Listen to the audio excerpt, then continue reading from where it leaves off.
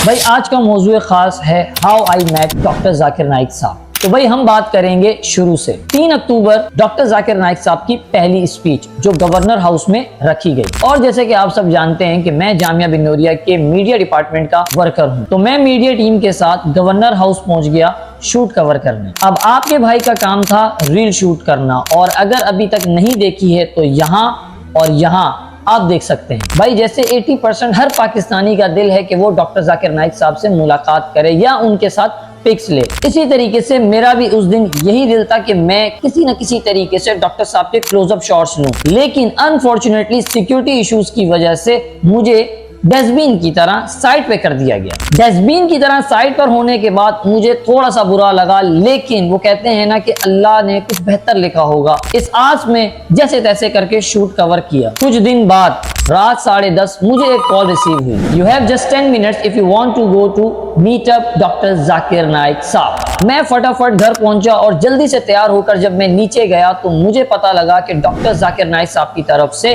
जामिया बिन्नोरिया के मोहतमिम मौलाना नोमान नईम साहब को इनविटेशन मौसूल हुआ। खैर हम निकले और पहुंच गए होटल जहां उनका स्टे था और जहां हमें इनवाइट किया गया। होटल पहुंचकर जब मैंने सिक्योरिटी देखी तो मैंने एक बारी फैसला कर लिया कि तलहा भाई तुम नहीं मिल सकते। और फिर कुछ ऐसा ही हुआ कि सिक्योरिटी की तरफ से कहा गया कि डॉक्टर साहब से सिर्फ 3 बंदे मुलाकात कर सकेंगे। ये सुनने के बाद मैंने बिल्कुल ही उम्मीद छोड़ दी कि तलहा अब तो पॉसिबल ही नहीं। लेकिन वो कहते हैं ना कि अल्लाह ने कुछ बेहतर ही लिखा होगा। कुछ मोमेंट्स बाद हमें भी अलाउ कर दिया गया, और फिर वो मोमेंट जब रूम का दरवाजा खुला और मैंने अपने सामने डॉक्टर साहब को देखा तो एक बारी तो ख्वाब लगा, लेकिन हकीकत तो फिर हकीकत होती है। उनसे हाथ मिलाने के बाद कुछ टाइम तक तो मुझे ये लगा कि नहीं तलहा ये ख्वाब ही चल रहा है, लेकिन हकीकत तो हकीकत होती है। डॉक्टर साहब से मिलने के बाद मीटिंग शुरू हुई और मैं अपने काम पर लग गया, मतलब शॉट्स लेने।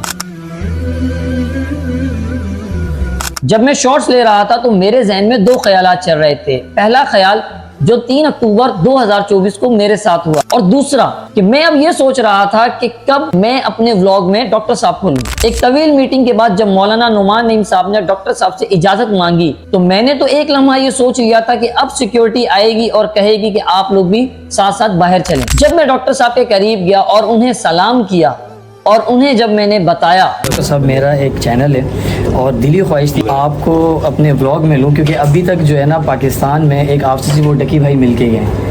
मेरी बड़ी दिली ख्वाहिश थी। जब मैंने वो व्लॉग देखा ना, मैंने कहा मैंने लेना है व्लॉग में किसी भी तरीके से, और मैं एक मरतबा आया हूँ और कैप्चर्स किया। आज बड़ी खुशी हुई। मैं चाहता हूँ सिर्फ एक कमेंट, कुछ आप कुछ मोटिवेशन कमेंट या कुछ भी अपनी तरफ से कुछ बोलना चाहें व्यूअर्स के लिए, कुछ बोलना चाहें।